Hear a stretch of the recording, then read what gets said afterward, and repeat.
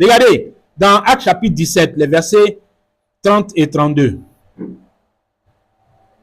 C'est là où Paul se trouve à Athènes. Et puis, bon, pendant qu'il attendait que Timothée et puis Silas, je crois, le rejoignent à Athènes, bon, il fait un tour dans la ville et puis il voit tellement d'idolâtrie que ça le fatigue. Donc, en attendant que les frères le rejoignent, il sort sur le terrain pour aller parler un peu, pour aller prêcher un peu à ces gens-là. Donc, et comme les Athéniens aimaient bien les petits rassemblements, comme nos agoras qu'on avait là, se retrouvent dans les endroits, et puis bon, ça discute, on envoie des philosophies, on développe des choses. Donc, Paul est allé, et puis bon, il s'est engagé dans ça, dans des échanges de discussions. Ah, il y en a qui passaient, qui l'ont entendu. Lui, là, il parle d'un truc nouveau, on n'a pas l'habitude d'entendre ça ici. Viens. On l'a envoyé à l'Aréopage, là où il y a beaucoup d'auditeurs maintenant. Viens, tu vas bien exposer ton affaire là. On va t'écouter.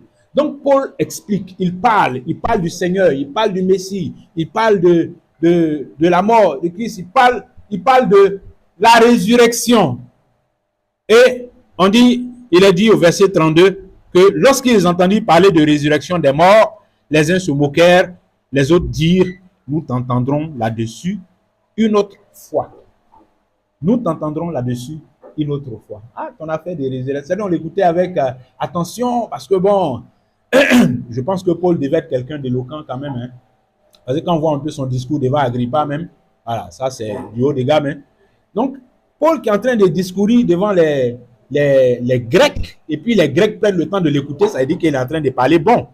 Donc, Paul parle, et puis bon, il fait ses démonstrations, et quand il arrive sur la résurrection, les gens la disent, ah, ton affaire là, c'est résurrection, il veut dire quoi? Que ceux qui sont morts là vont venir encore, quoi.